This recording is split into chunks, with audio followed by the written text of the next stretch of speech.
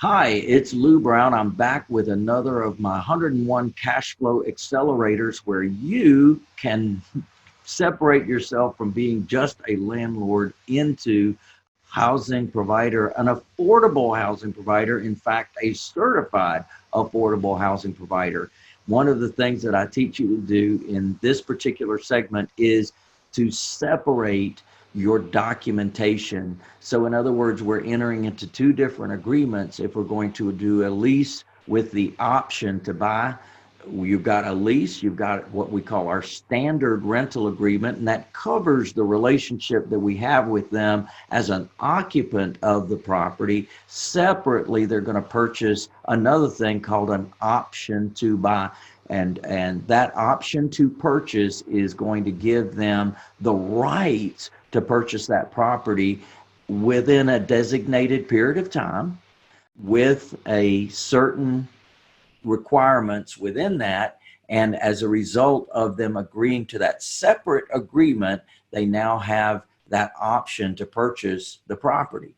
Well, what my advice for you is to stay out of trouble with the courts. If you combine your rental agreement with your option agreement in the same document, it can create problems for you. The judge can look at that option fee that you collected, which is typically non-refundable, and that's what we want to collect, right? Non-refundable option consideration means that we can actually spend the money now. We don't have to escrow it. We don't have to wait until later. And if you choose to give some or all of that amount as a credit towards their purchase of the home, that's fine. That's going to be designated in the paperwork, but you can go ahead and spend the money right now. And there's so many benefits to doing that. Of course, that's a major cash flow accelerator. And the important thing is documentation, that your standard rental agreement is separate from your option agreement, because there are two different agreements that are happening simultaneously. And so you want to get the benefit of both of those and not have the judge look at your option consideration as security deposit. So over in the standard rental agreement, we've got that segmented out. And in fact, we teach you that there's actually another way you can handle your down payment in relation to the option agreement. So those are two different documents, two different agreements that you're making with the resident. That will keep you out of trouble, baby. That's a brilliant thing.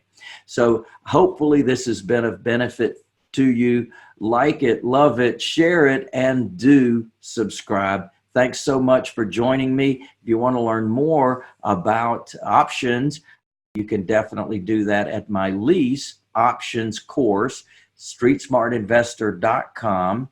Go to tools and then go to volume 9, lease options. Well worth the investment.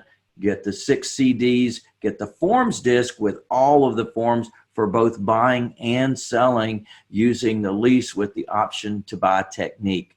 It's a wonderful way that we've used for now over 40 years of being in this business of buying, holding, and selling property, giving others the opportunity and the path to home ownership. You too can make a difference in your community and in other people's lives. I hope this has been of value to you. Like it, love it, share it, and do subscribe. Thank you so much for joining me. My name's Lou Brown. Yeah, baby.